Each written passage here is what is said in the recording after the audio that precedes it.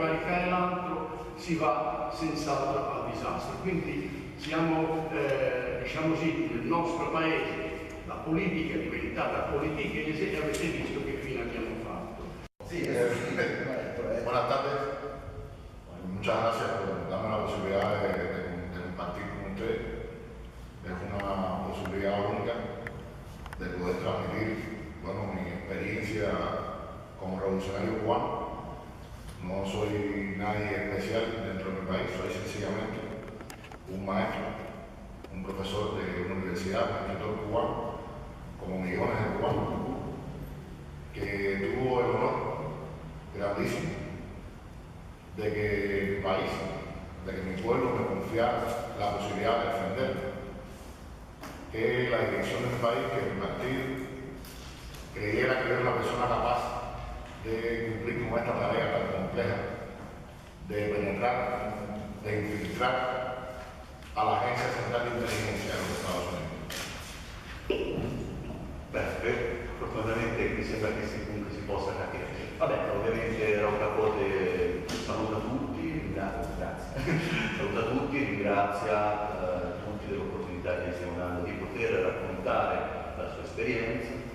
Raul dice che sente non essere nessuno di speciale, semplicemente un cittadino cubano che ha avuto l'opportunità di poter difendere il proprio paese proprio grazie diciamo, all'Agenzia cubana di sicurezza cubana che ha dato appunto questa opportunità di infiltrarsi all'interno della CIA e quindi appunto difendere Cuba e niente, ovviamente ringraziava anche i servizi che avete dato questa fiducia di poter svolgere questo ruolo.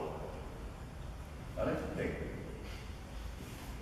Represento un país que ha enfrentado una guerra terrible durante más de 50 años, una guerra sin cuartel, por parte del país más poderoso de la guerra, contra un país pobre en recursos económicos, un país que en cuanto al número de habitantes no se puede comparar con muchos de los estados de la Unión que nos hace la guerra. Un país que además ha tenido que hacerlo en condiciones extremadamente complejas, extremadamente difíciles. Contra Cuba se desató una guerra económica, por ahí se habla de embargo, el gobierno norteamericano habla de embargo, ojalá fuera solamente un embargo de comercio entre nosotros. Se habla de bloqueo, pero no solamente un bloqueo. Cuando comparto con mis estudiantes de la universidad trato de transmitirles la idea de que no estamos hablando de un bloqueo económico, estamos hablando de una guerra económica, porque así lo definen ellos mismos, porque así lo definen los documentos desclasificados de la CIA. Ustedes saben que la CIA cada cierto tiempo desclasifica documentos, saca los documentos, y cuando comenzó esta guerra económica contra Cuba desde el mismo inicio de la Revolución Cubana, ellos la definieron como una guerra económica dirigida a estrangular la revolución, una guerra económica dirigida a que la gente pasara hambre, pasara necesidades y culpar al gobierno revolucionario de la incapacidad de resolver los problemas fundamentales del pueblo.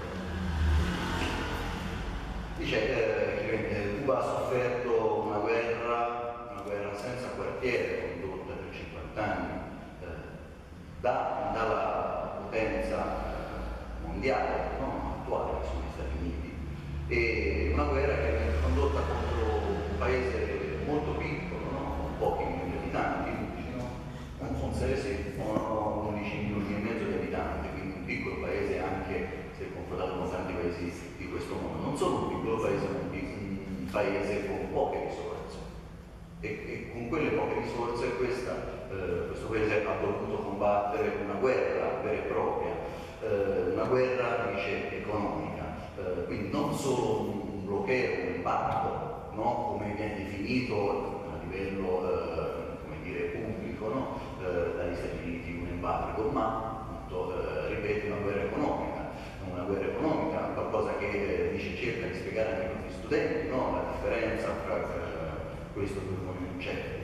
E dice una guerra economica non solo perché lo dice la stessa CIA, nei documenti della CIA declassificati, sapete che la CIA di quando in quando apre, diciamo, gli archivi in parte appunto i propri archivi e tengono fuori questi documenti, dice, appunto, in vari documenti della CIA si parla proprio di guerra economica, una guerra tesa a strangolare un paese perché poi la popolazione di questo paese possa incolpare il governo rivoluzionario di non essere capace di affrontare appunto di risolvere i problemi che magari si sta creando.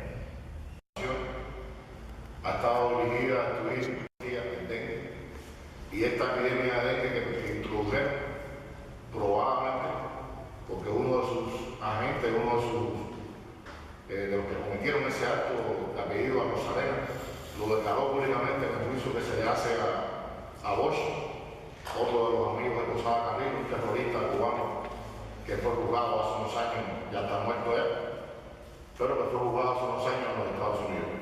Y a Rosarena declara abiertamente que él introdujo en Cuba, cumpliendo una misión de la CIA, el dengue, y ese dengue costó la vida a más de 205 niños cubanos que murieron producto de esa enfermedad.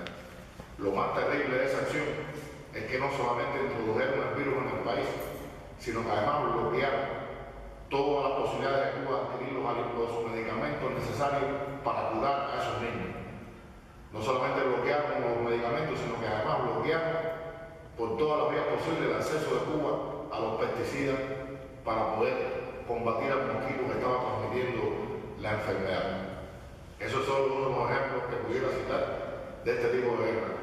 Cuba ha tenido que enfrentar también una guerra militar, agresiones militares de todo tipo, ataques contra diferentes sectores del país, en costas del país, ataques militares contra embarcaciones pesqueras, secuestro de pescadores, ametrallamiento de industrias que se encuentran en la costa del país, atentados contra buques mercantes que se dirigían a comerciar con Cuba, y una acción que es bien conocida en la historia, mucho más conocida, que fue la famosa acción en Playa Girón, donde fueron derrotados.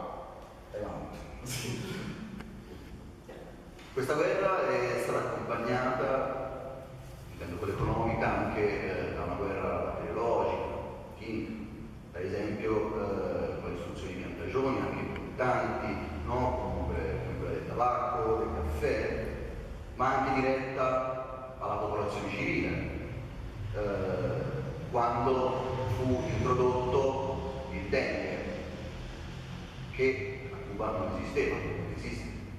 E non solo portarono il dengue a Cuba, ma impedirono anche a Cuba di poter importare i medicinali per combattere il dengue, persino i pesticidi che servivano per uccidere zanzare e moschito, no? Che portano appunto il dengue.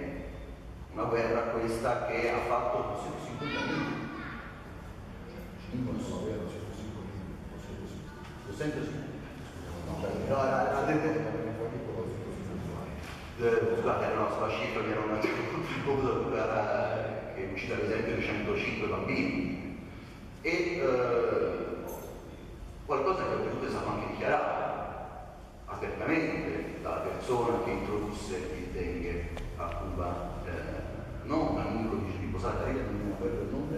No, la gente de Posada Carrillo era de Rosarena. Rosarena?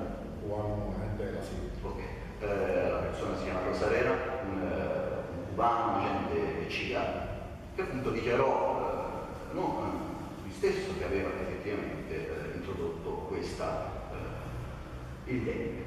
Ovviamente c'è anche una guerra militare portata contro Cuba, fatta in vari modi, in più punti del paese, attaccando i pescherecci, rifagliando le coste, chiaramente non riconosciuta ovviamente di tutte le azioni, quella che venne guardata, no? A Playa Girón nel 61,